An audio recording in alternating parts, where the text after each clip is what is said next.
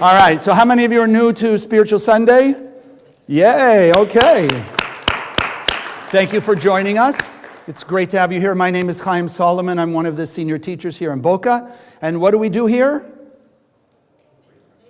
There's only a few new people. The rest of you have been around for a while.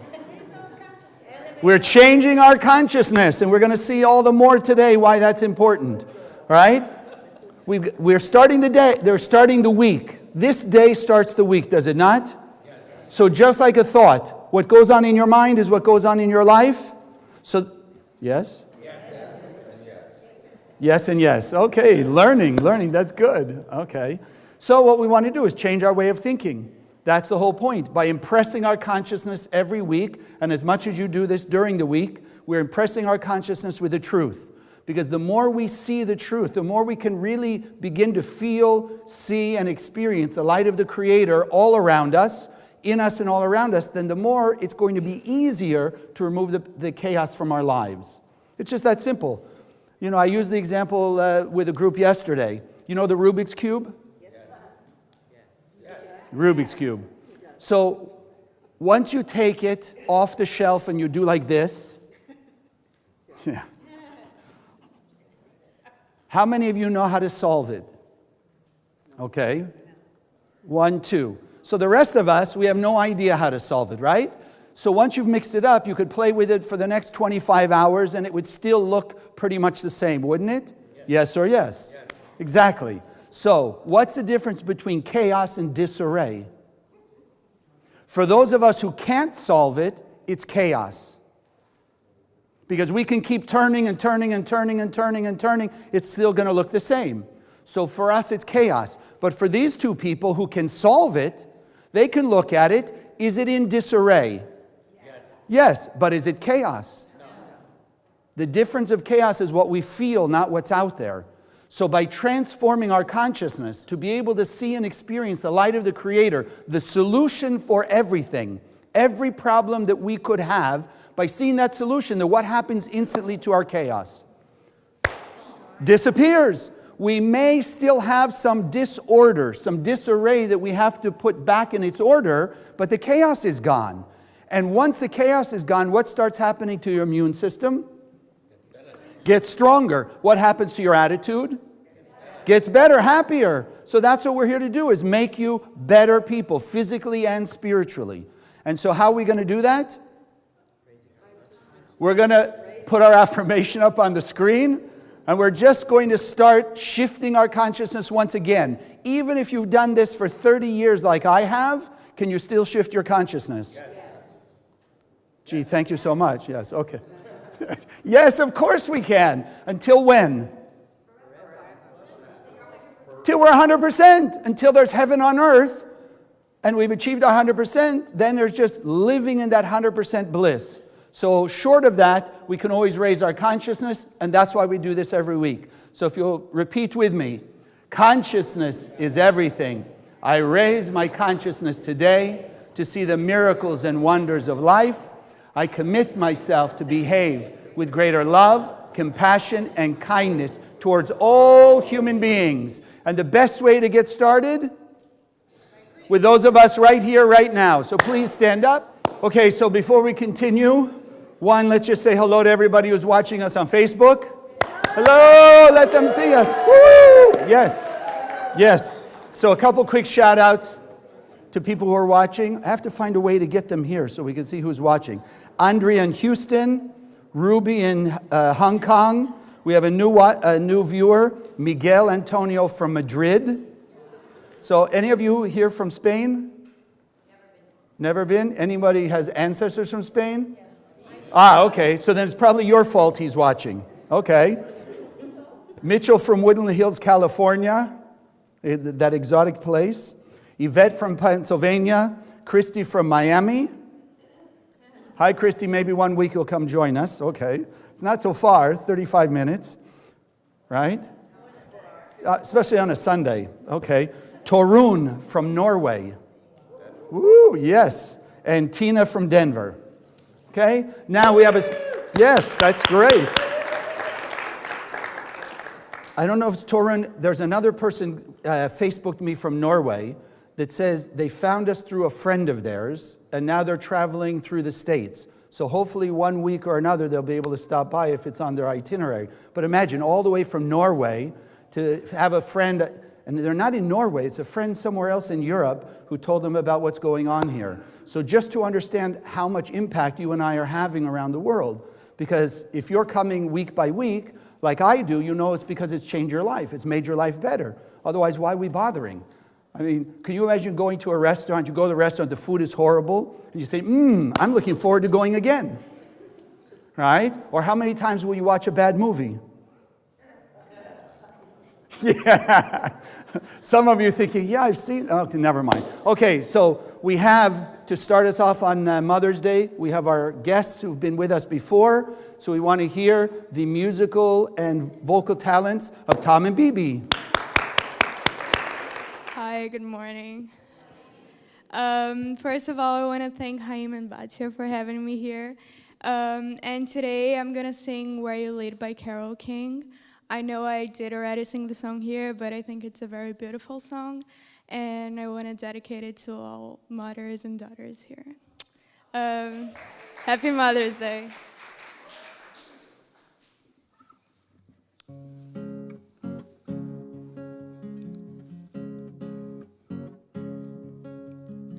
Loving you the way I do, I only want to be with you.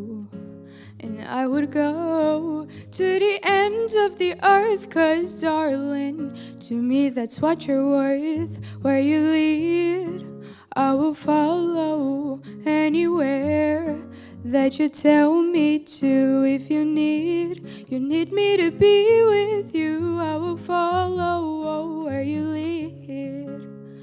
If you're out on the road, feeling lonely and so cold, all you have to do is call my name, and I'll be there on the next train. Where you lead, I will follow anywhere that you tell me to. If you need me to be with you, I will follow where you lead. I always wanted a real home with flowers on a windowsill. But if you wanna live in New York City, honey, you know I will, yes I will. I never thought I could get satisfaction from just one man.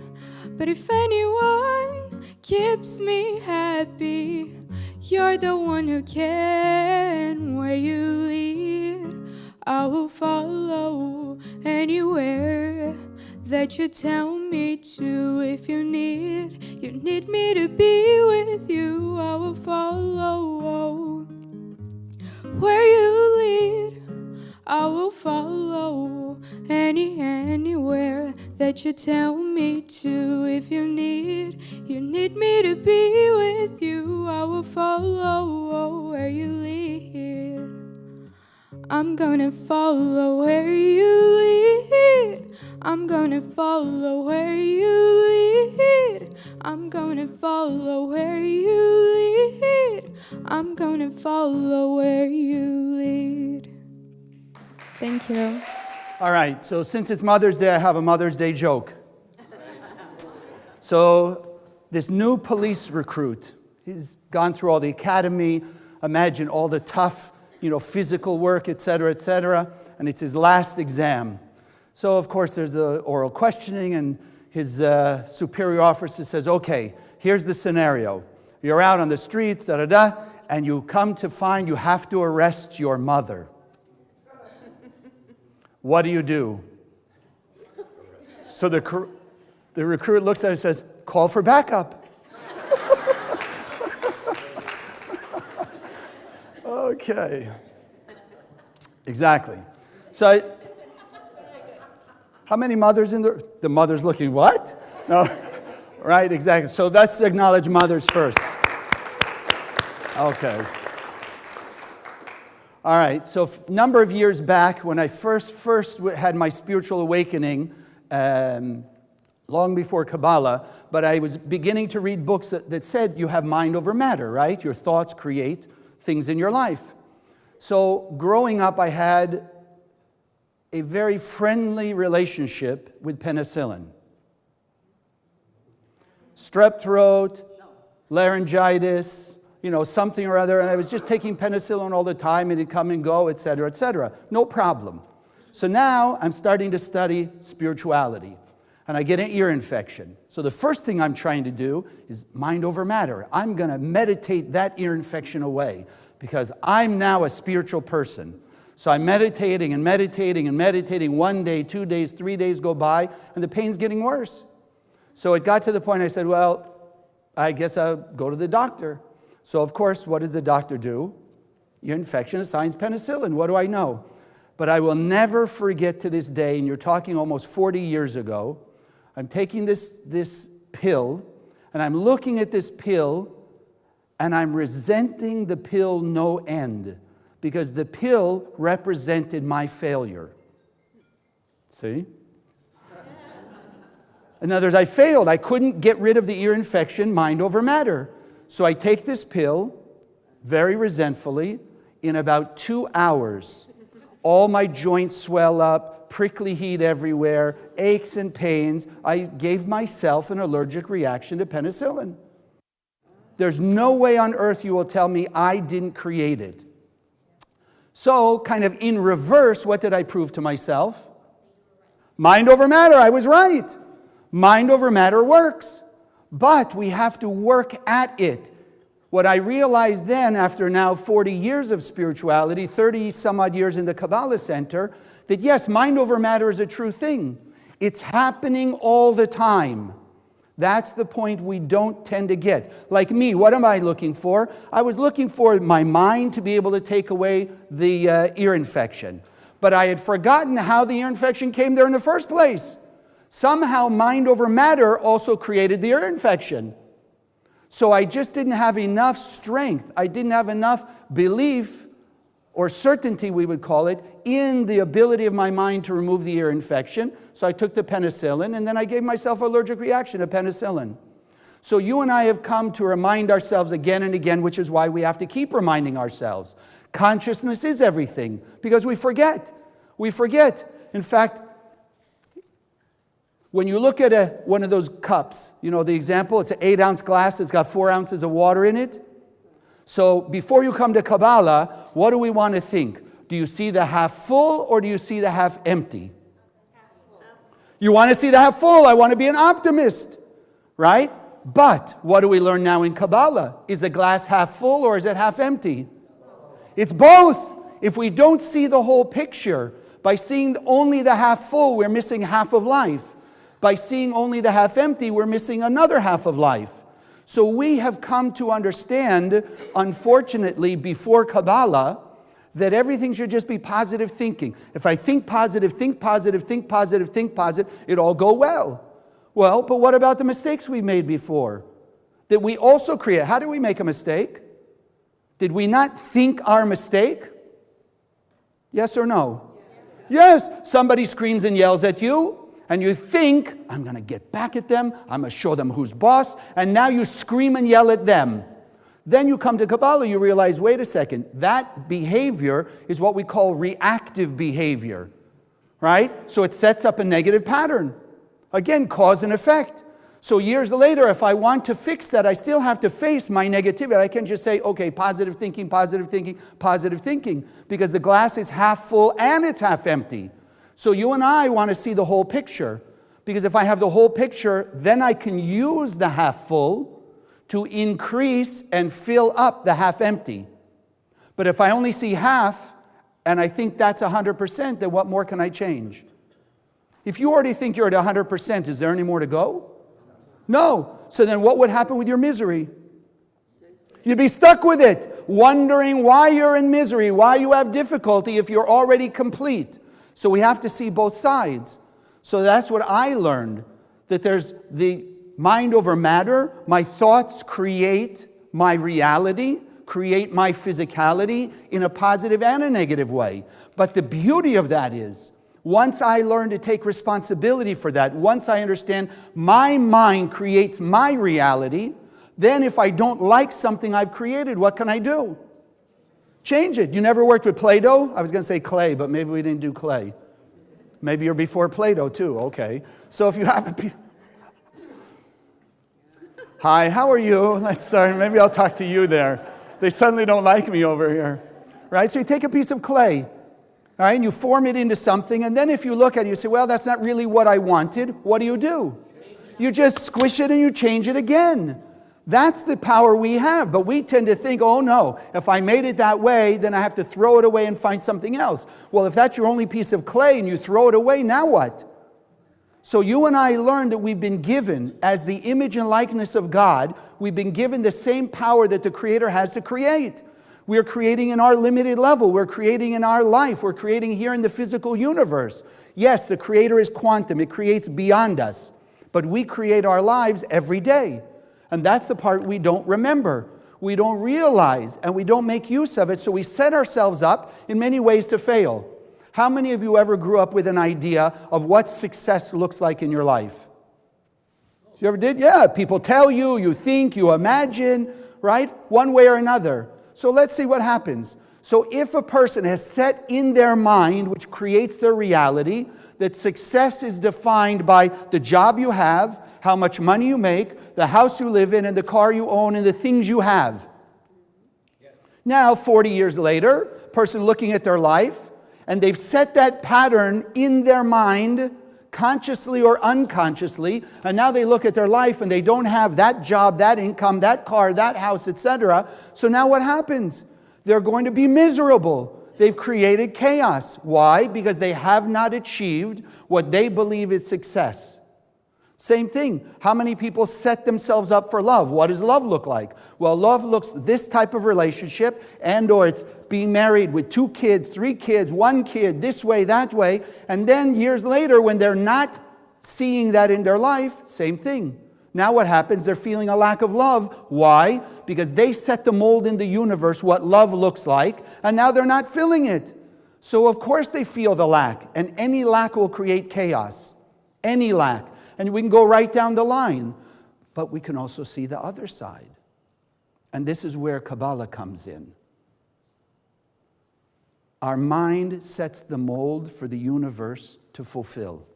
Just like a jeweler. Anyone here ever made or had a custom piece of jewelry made? Yes? So what do? You go to the jeweler, you give them the design, and then what do they have to do? They have to make a mold, and then they have to fill it with gold or silver or whatever it is, and then it's formed in the mold. Our thoughts create the mold of our life. Our thoughts create that form. So now you've got this person. One, the chaos is easy to see. If you set yourself up a certain way and you didn't get it, easy to see the chaos. What do we do with the opposite? What do you do with a person who set their vision? Yes, if I have this car, this house, this job, this money, etc., that's success. And success should be fulfilling, should it not? Now they've got that job, that car, that money, that house, all those things, and they look in the mirror, they're still miserable. Now what do? Now what are they going to say? They've got the wife or the husband and the 2 kids or the 3 kids, whatever they set up in their mind, and they're still not happy.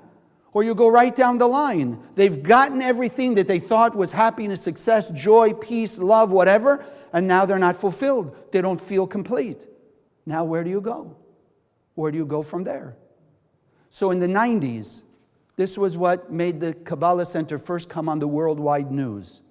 Mid-90s, all of a sudden Hollywood was coming to Kabbalah. It was in all the news media. Roseanne was coming, Sandra Bernhard was coming, Madonna was coming, this one was coming, all these people coming.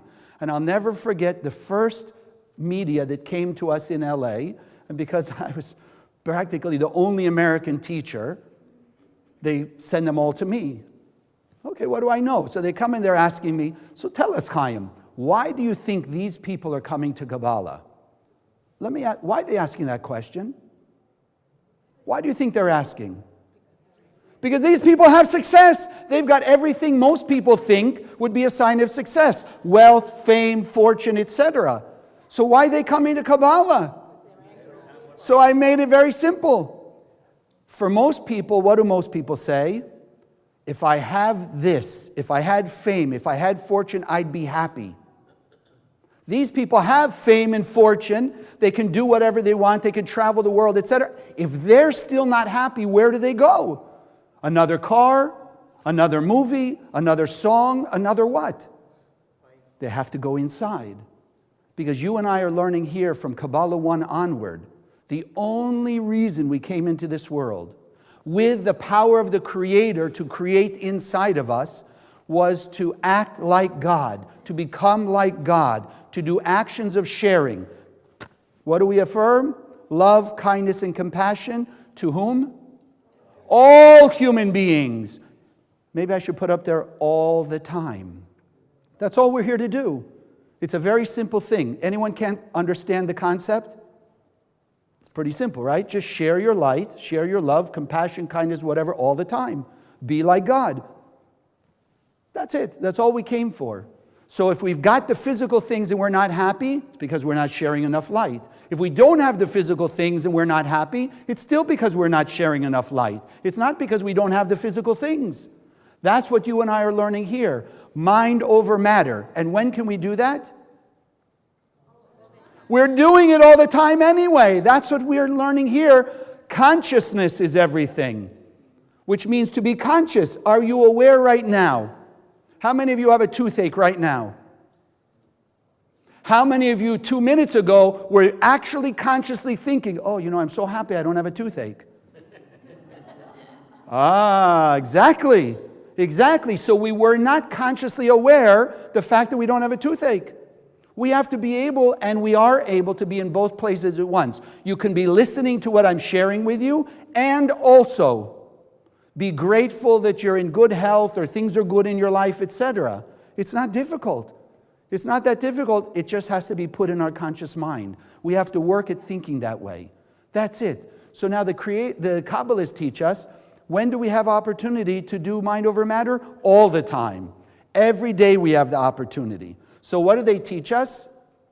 From the traditional writings, every day it said, the Creator renews creation for good.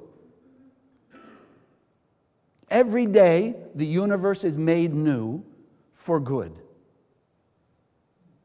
So we have to think about it. You remember the movie Groundhog Day?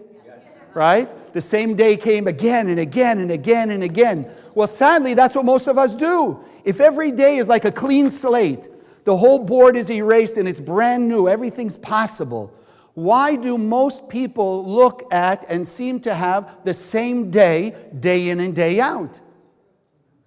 Because they didn't change their consciousness. So as we understand that our thinking, our belief system, the way we frame our happiness is writing on that board. If that doesn't change, then even though it's a clean board, what are we putting right back up there? Same thing. Same thinking, same life.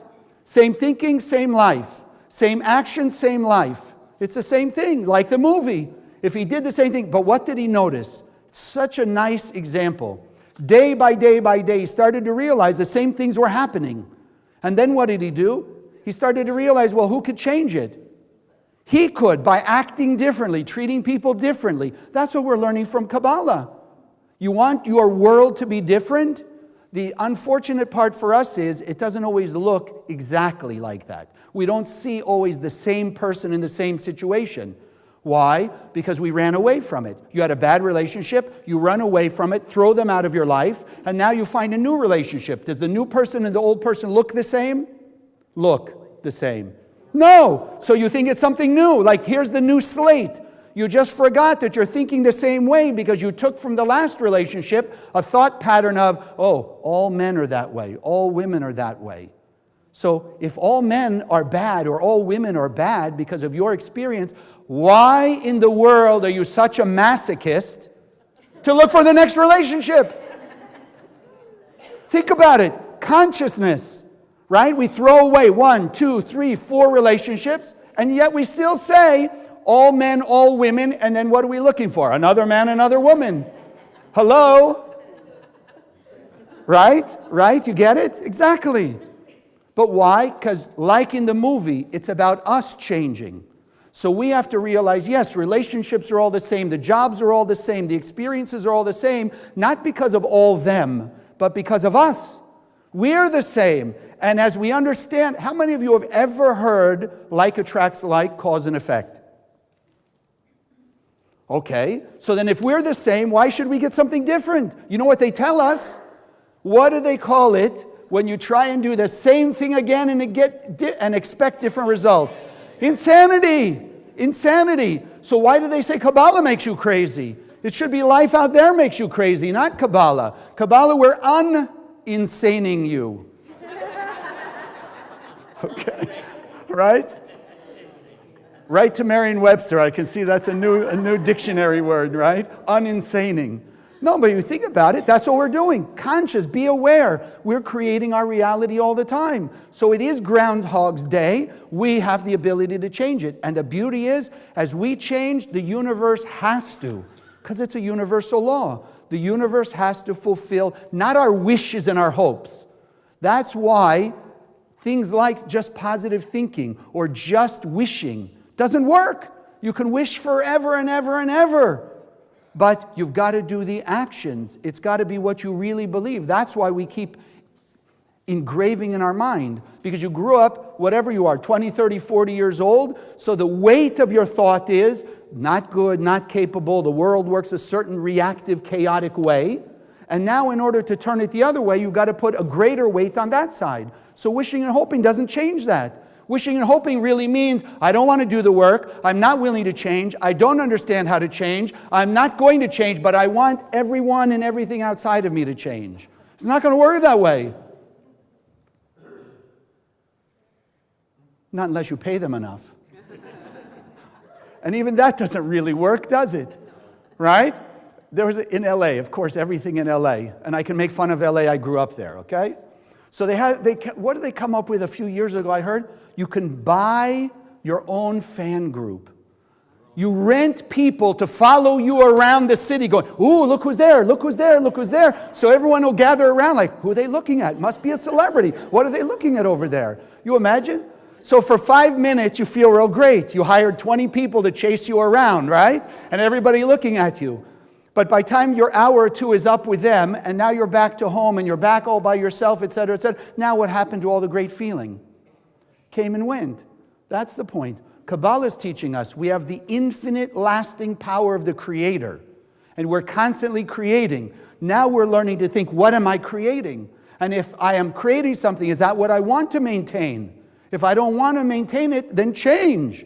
But change me, not them. Change the inside, not the outside. What's the saying? You can dress the person like, what's it? Oh, the sow's ear and the... Never mind.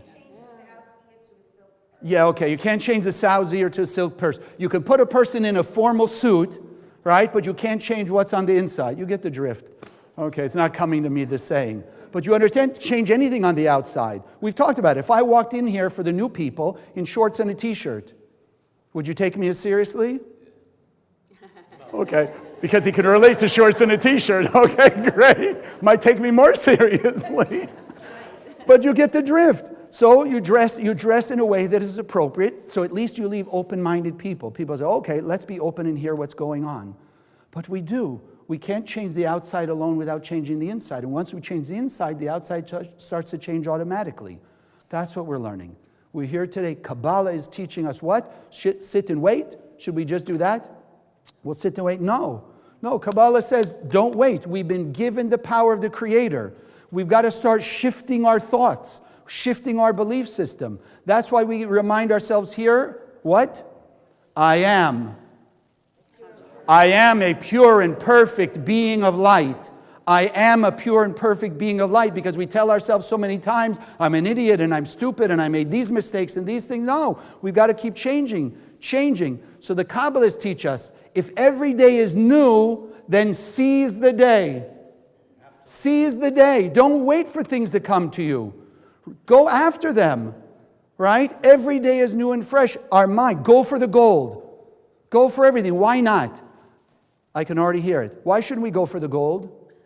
I've been there, done that. I tried before, it failed. You have no idea how many people come to the center, and after about a year or two of learning, they're sitting and they come to me, and you sit down with them one-on-one, say, well, what's happening? Oh, Chaim, I've tried everything to change this situation. I said, really? When did you start in Kabbalah? Oh, just recently? So you didn't try Kabbalah before you got here, did you?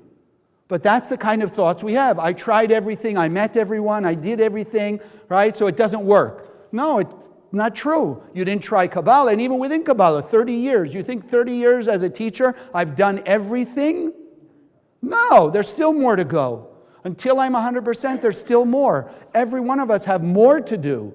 More of the same good, yes, that's great. If you're already acting with love, kindness, and compassion, can you boost it up a little bit? Yes, okay. That's seizing the day. Wake up, go for the gold. What's holding you back?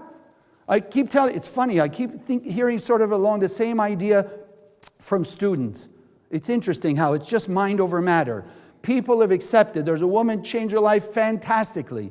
But what did she grow up with? She's a nothing, and she wasn't told by anyone else. It was her. In fact, it's almost paradoxical. Her parents told her she would be able to do everything. She was great and she was wonderful, right? And she can achieve everything, everything, everything. Why did she have such low self-esteem? Why did she have such a low image of herself then? If her parents were telling her, yes, you can do it, you can do it, you can do it.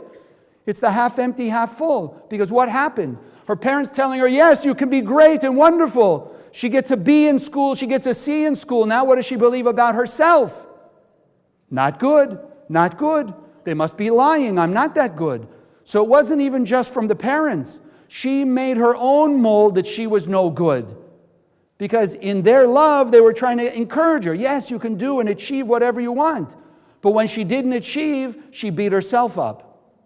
Till she came here and she started to realize, no, like we learn, I'm a pure and perfect being of light. I have all the light of the Creator, all the power inside me, just waiting to be made use of. So we've got to learn. Go for it. Why not go for it? What's the worst thing that happened? It stays the same? Well, you're already there. It cannot get worse, no matter what you think. Because if you make any effort to change for the better, to change your thoughts for the better, long-term something's got to happen. But like the clay, you molded something and it kind of looked okay, and then you squished it back like this. Now what does it look like? Just like a ball of mush. Does it look like even the thing that almost looked like the vase? No, so that's the same thing. When we change our consciousness and we're making that effort to do more acts of sharing, yes, sometimes the universe has to do this a little bit to start over and mold it perfectly.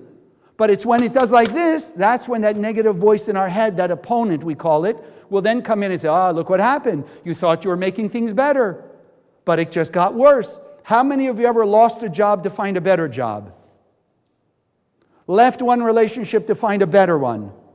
Okay, so we see it in life. It's not always going to go from just good to better to best. Sometimes it's got to go from not so good, look like it's going back to its kind of original state, and then you mold it into something else. That's what we're doing. And when can we start? Now.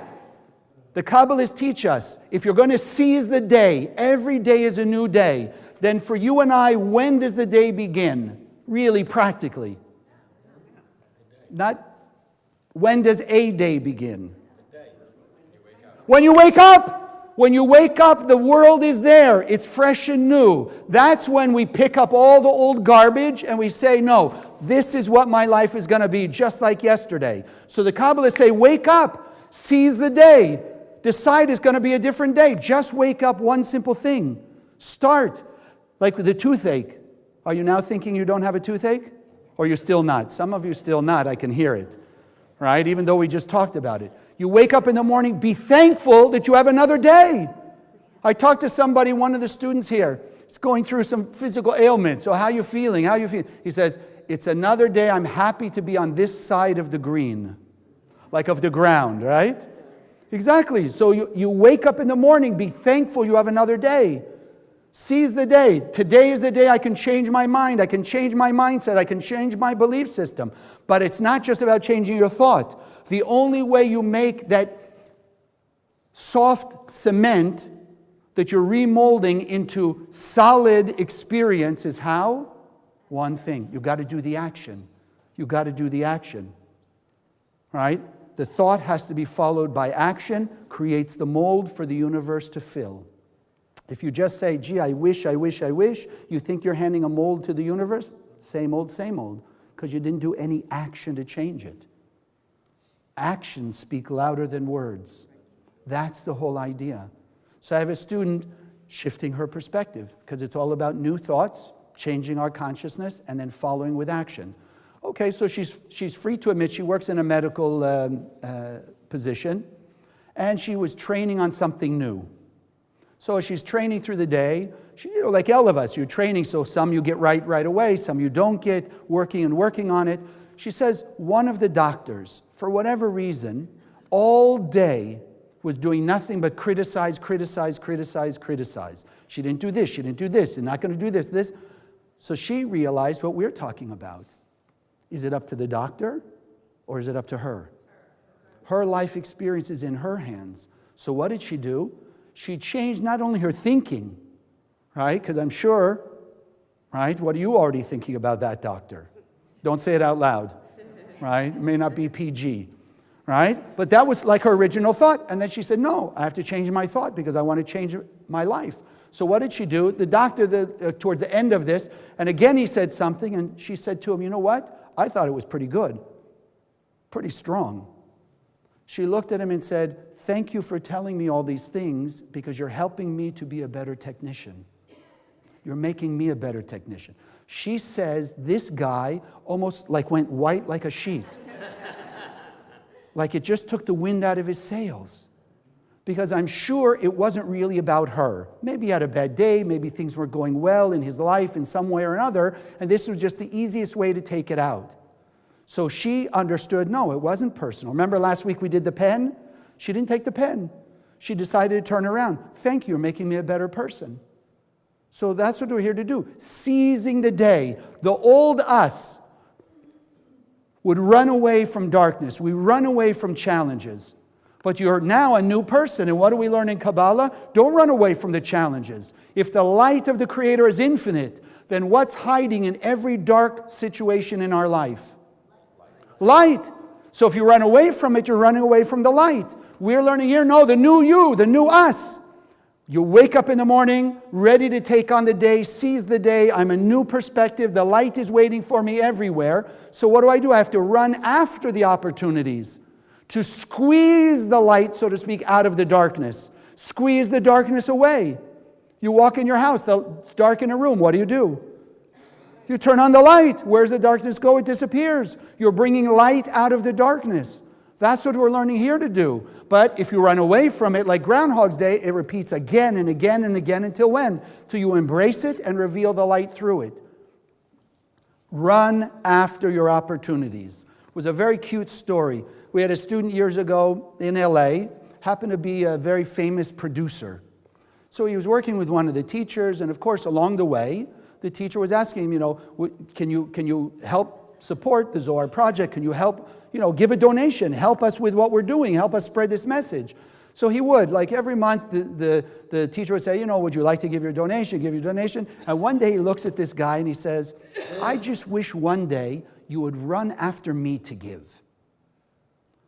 So a couple weeks later, the guy comes in. He gives the teacher a box. He says, open them up. He opens it up. They're running shoes. He tells the teacher, put them on. Okay? Puts them on. He says, let's go outside. Takes them outside the front of the center, right? Sidewalk goes up the block. And he says like this. He says, start running. Okay, so he starts to run like this. Now the guy, the producer, starts running after him. Here, let me give you my check. Run after the opportunities. That's what he was learning. Don't wait. If you're waiting, it's already behind. Run after them. When are the opportunities available? Right now, every minute of every day. We just have to seize them. Like the toothache. You don't have to see something. How many of you know anything reactive about you? You have a little anger, you have a little fear, you have a little jealousy. Any of you? Any of you not know one thing? One negative emotion about you? I would give you some of mine. Okay. right? So we have at least one thing. So like this producer, run after it. Don't wait for a bad situation to show up. We already have darkness in that area. If we hold fear, then there's an area in our life that's dark. We don't want to go there because we're in fear of. No, embrace it. Embrace it. Run after to do something to remove the darkness of the fear. And there are many things we can do, because fear is also only consciousness. Anger is only consciousness. Anything that's negative is only about our thinking. Change the way we think and we're willing to go in. Like we said in the beginning, the Rubik's Cube. What's the difference, chaos and disarray? Is it the physical situation? The consciousness. When you see the solution, then there's no more chaos. Then you just go about putting things back in order. That's the difference. That's the difference. Shift our consciousness, we shift our lives. Since it is Mother's Day, I want to bring in mothers. Okay? Yeah, okay. Good for you. All right. So here it is. Let's think. How did mothers do it biblically? So you have, where would we be? Imagine the story of Exodus without Moses. Right? Moses is the one called by God, go in, tell Pharaoh, let the Israelites go, the 10 plagues, the splitting of the Red Sea, the whole 40 years. But you know the story? Moses, because the decree was all the Hebrew baby boys were to be killed. So his mother couldn't do that. Put him in a little basket, sent him out into the world, an infant, praying that something good will happen. So here's what happened. The daughter of Pharaoh, the king that decreed all the Hebrew boys should be killed, the daughter sees the baby. She has mercy on the baby. She takes him and raises him as her own in the house of Pharaoh, right? Where would we be without a mother? Think of that. Or Jacob. You all know Jacob the patriarch? The same thing. His mother. He was like just a little shy guy. Yes, very wise, but it was his mother kicked him in the rear and said, go get the blessing from your father because your evil twin brother shouldn't get the blessing. You've got to get it because you're the good one. His mother's the one who pushed him. Go get the blessing. Go do what you need to do to get that blessing because it belongs to you. Do they call it mother's intuition or father's intuition? There you go. So you see, like with Rebecca, she knew that the blessing was supposed to be Jacob's, and she pushed him to get it done. So some of you know the story, but my mother, I wouldn't be in Kabbalah if it weren't for my mother, in many different ways, and I just want to share with you a couple of them, because she was, I guess, just strength. She was always involved in helping other people, etc. She was president of the sisterhood, and she was helping people, and she was always involved in the community, etc., etc. So there are a lot of things I could tell you about growing up, but it was really the end of her life that was the biggest lesson for me. She was diagnosed with cancer. She was dying. Did she complain to God? No. Did she give up on her beliefs? No. She had strength to the very end. It was still whatever God wanted. She understood, and she's in the hospital the last 2 weeks. She's still sharing. The people from the community would come to visit her, and what she do? She's telling them whatever would help them. How are you doing? What's going on with you? She was caring about them. Just before she went in the hospital for the last time, my aunt and myself were in the car. We're driving my mom where? To the cemetery. She's going to pick out her coffin. She's going to make all the arrangements. Why? Because she didn't want us, after she died, to have to go down there and make all the arrangements.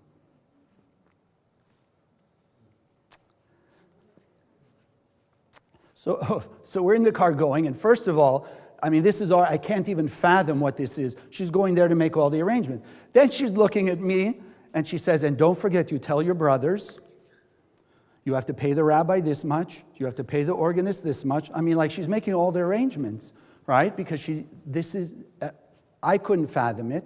I had no idea about spirituality at that time anyway. All I see is my mother's dying, and she's got this strength. And then, a little embarrassing, but she looked at me and she says, Chaim, do you want to get your nose fixed before you have to split the money with your brothers?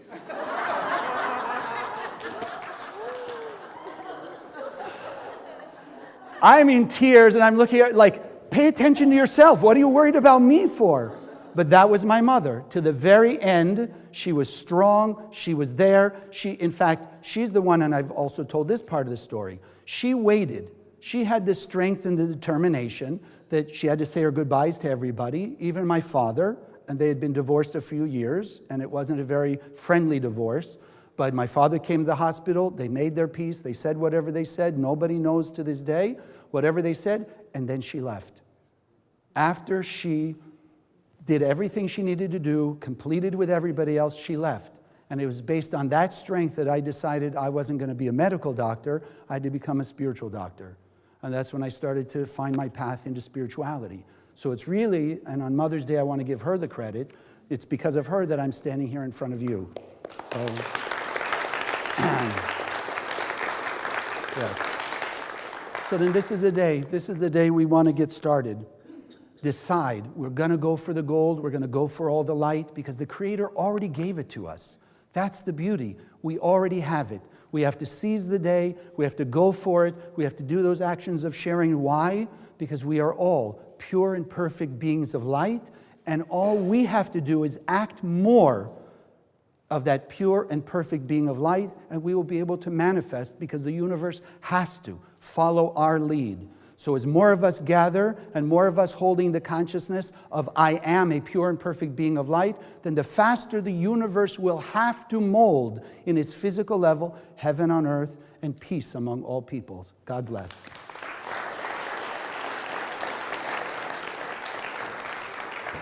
Whew. Okay. So this is the time, and those of you who are on Facebook, you're welcome to join us. It is a free will offering. We ask you to open your hearts and your consciousness, and again, the actions also. And I just want to share with you some news. We don't have a picture of it yet, but we have one of the teachers in Europe who is able, you know what's going on in the Middle East, all right? So the Zohar Project is the most important thing we've got. Okay, great. Who took my, do you have a Pinchas? Okay. Yeah, all right, well, we have this one. Okay. The Zohar, thank you. Yeah. Well, I think I took it out to look. The Zohar, we're going to do our meditation here, but this is our biggest project. Spread the Zohar around the world. We just had a group in St. Louis last week who spread the Zohar, about 2,000 Zohars. They said just miracles. It's almost just takes nothing anymore. You just go, look, I'd like to give you this gift of blessings and protection, and people are taking it. So we have one of the teachers who found somebody, and I can't tell you all the details because he's really risking his life, to bring about 1,000 of these into Iran. They're getting to Iran. That's what these donations support, is to spread not only the wisdom, supporting what we do here. Obviously, we have to pay the bills here also, but the biggest part is to spread the Zohar all around the world, because we know when there's enough light in the world, all the chaos will disappear. Right? We already saw what happened with North and South Korea because the Zohar has been spread. We want to do the same thing in the Middle East and everywhere around the world. So it takes your donations. But as I want to make sure, and why we do this blessing, that it comes with your love. Don't want you to give because you're forced to give or you're feeling resentful about it. The opposite, right? Because you love yourself, you love humanity, and you want to see peace for you and your families. So that's the reason to give. And so that's why we always take these few minutes to bless our offering. Thank you. All right. So if you have your offering, hold it in your hands. We just close our eyes. Those of you who are on Facebook, you can go to the Facebook page. You can go to the link for giving also. And let's just inject our love, our light, and our blessing. We open our hearts to be able to see and experience peace on earth. We hold that vision in our mind. And we know that by spreading the light of the Zohar, we can see heaven on earth for all.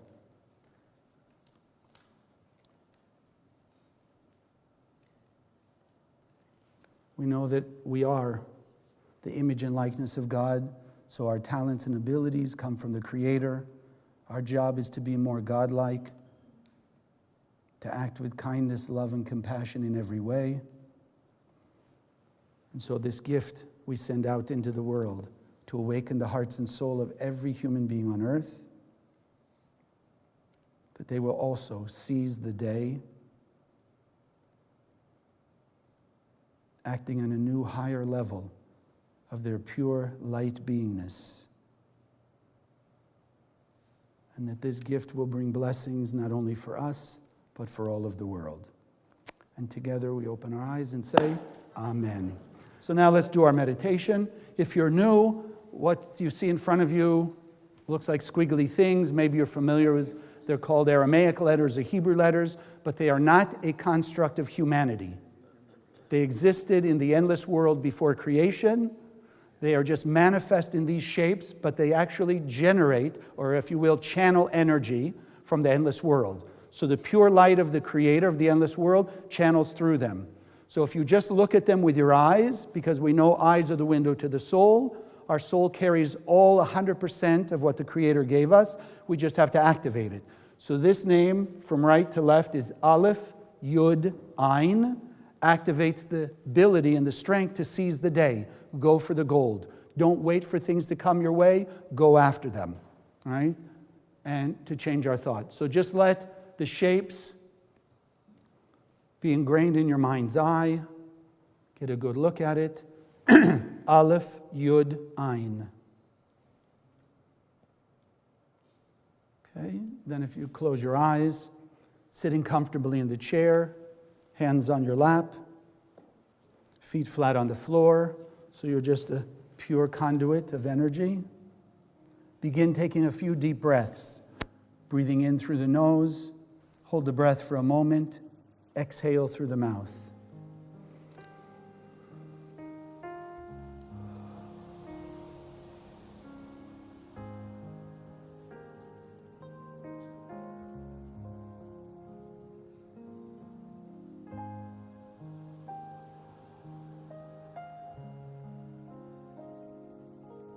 Feeling yourself relaxing.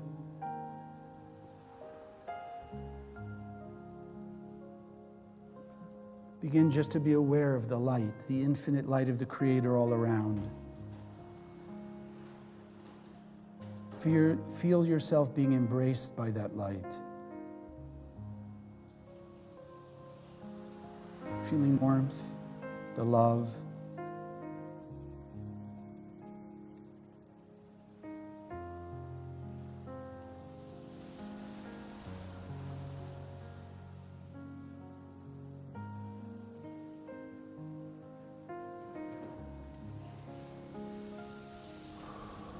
Now let's envision Aleph, Yud, Ain.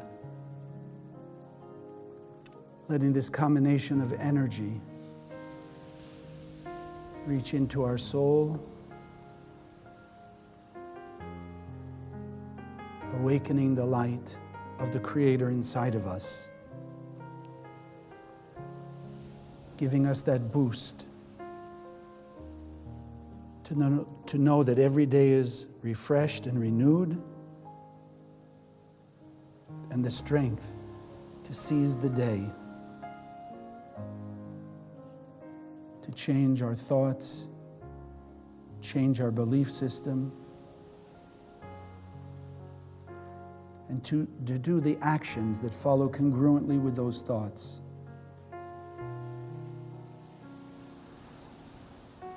Embracing the challenges, to act like the light and reveal the light in them.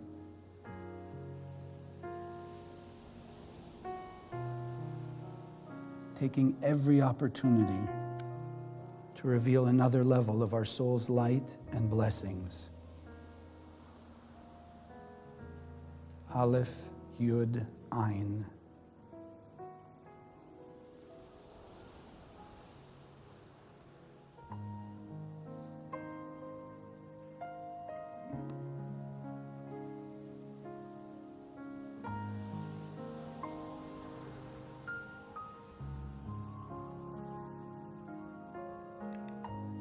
Feel that new awakening of strength. And now let's send it out to all the world. Aleph, Yud, Ain.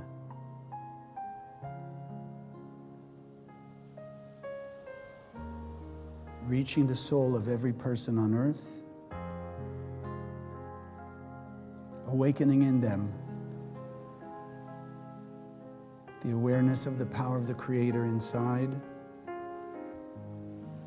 and the blessings and the fulfillment that comes by acting like the Creator. More sharing, more love, more compassion, more forgiveness, and more tolerance.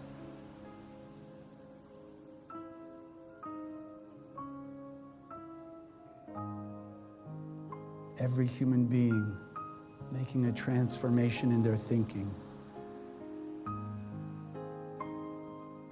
seeing, acknowledging, and experiencing the oneness of humanity.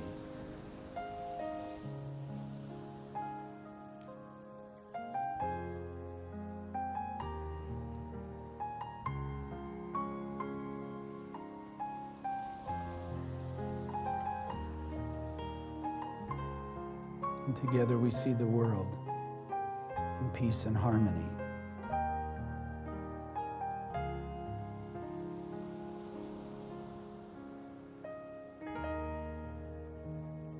Keeping that thought and that vision in the forefront of our minds, that every act of sharing, every revelation of light, making it come into greater and greater manifestation.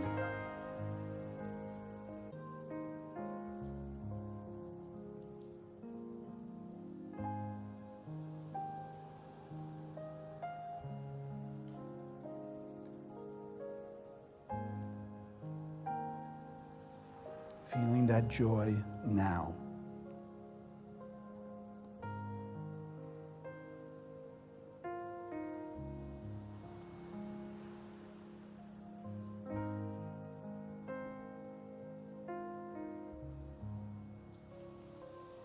Taking one more deep breath to anchor this in, and slowly exhale and open your eyes.